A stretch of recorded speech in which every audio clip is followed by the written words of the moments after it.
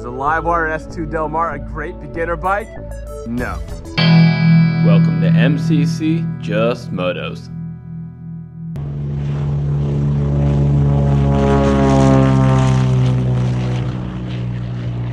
Hey guys, it's Andy from MCC Just Motos. I'm here at College Park Airport, a place where beginner pilots learn to actually become pilots and get trained to do it. And we're going to talk about why this S2 Del Mar is not a great beginner bike. Before we get into the why it doesn't make a great beginner bike, I'm going to tell you what does make a great beginner bike. And let me tell you why the Livewire S2 Del Mar has some of those things going for it. Power modulation is one of the best things for a beginner bike. And the S2 Del Mar actually has fantastic power delivery. It's very proportional, very responsive, and actually very smooth. That's one thing the Del Mar does have going for it. You definitely want that for a beginner so you're not jarred when you are learning to ride a motorcycle and your throttle inputs are really linear and just progressive, and you get better response in learning to drive a motorcycle that way. What's missing here? A clutch. There is no clutch. So yes, the fact that there's no clutch engagement and no shifter takes a whole aspect out of learning to drive motorcycle.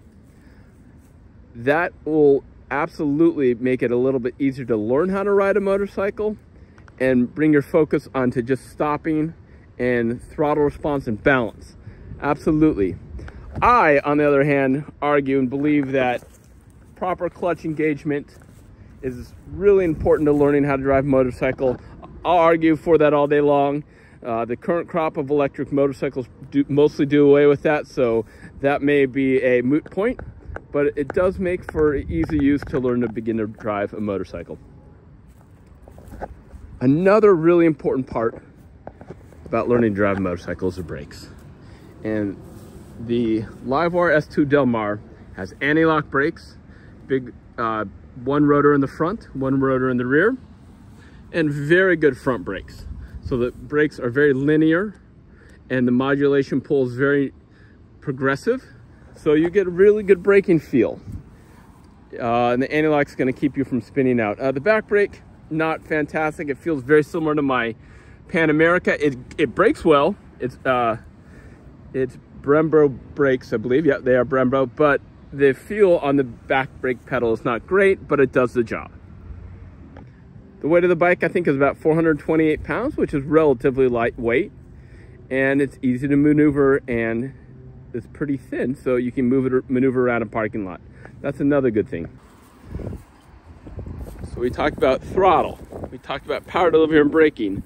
Obviously, you want maneuverability and ease of maneuvering around. The Livewire S2 Del Mar is very thin, and just driving it and riding on it is very easy to maneuver.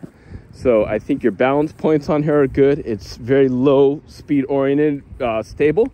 So that is a good thing about the Livewire S2 Del Mar. You can drive this slow very nicely. Andy, you're saying all these things that kind of bring the Livewire S2 Del Mar into the starter bike category, but it's not. And I'm going to tell you the main reason, the main point, plus a few extras on why it's probably not the best starter bike. 190 foot-pounds of torque. 704 pounds of torque effective at the rear wheel. That's as much torque as the heavy-duty diesel pickups pull right now. 84 horsepower from this motor. That is all available on tap right off the bat for a 430-pound motorcycle. This bike is wickedly fast, and it can be scary fast for those that aren't used to using all that power.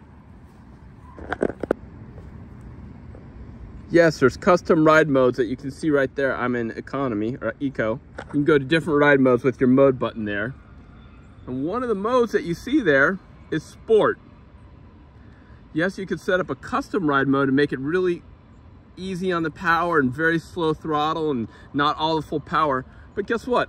Just touching this button right here, you can get into sport mode. And mistakenly, you could be in sport mode. That unleashes the full power of the motorcycle, of the engine, of this acceleration response. And if you're just beginning to ride, I don't care who you are, 704 pounds of torque at the rear wheel is too much. You can absolutely lift the front wheel, bounce it up and down if you're not used to that, and yeah, get yourself in trouble. The other thing that makes this not a great starter bike are these tires. These tires are wicked. They look cool as hell, and they're flat track inspired. You can see I have quite a bit of rubber at the ends here. They're a dual compound tire. That means they're very, very hard in the center and soft on the sides. When I lean it over, because it's so round, you don't get as much super road feel at the ends here, meaning that I'm not super confident all the way leaning the bike over at a very sharp angle. I've been at medium angles, I've hit a little patch of dirt, and the whole bike will do a little twitch. When the tires are cold, even at right air pressure, and you crack the throttle in a little bit of a turn, it's very easy to slide the tire out. And if you're going around a turn as a newbie rider and you crack the throttle, you can fishtail out like crazy. I've done it myself. It does have 6-axis IMU stabilization. That's the brains of the computer. Keeps the bike in check from fishtailing or lifting the wheel too high. But even as an experienced rider, I've had to use it. It saved my bacon. I probably would have gone down. I was too deep in a corner and hit the throttle too hard, and I fishtailed pretty hard. I consider myself a seasoned rider, and I happened to be in sport mode by mistake instead of eco mode, and that's what happened. If you make that mistake, that will put a new rider in a bad situation. The last thing that I will argue is not great for a new rider. It's a little bit tall. If you are a short rider, you want to be able to flat feet with both feet on the ground. And because it's a little bit tall, shorter riders may not be able to flat foot on the ground and might not feel as comfortable, but that's something you can get over relatively quickly. That's my thoughts on why the LiveWire S2 Del Mar is not really a beginner bike. It's very friendly, very easy to use, but there's so much power it could get a beginner novice rider in trouble. That being said, there's so many benefits for this bike. It's one of my favorite bikes of all time that I've ever ridden, owned, commuted on. Check out all my content. I'll continue to put it out. What questions do you have below? If you have a contrary argument, let me know in the comments. Drop a comment below. That's going to do it for me. Please like and subscribe, and we'll catch you on the next episode.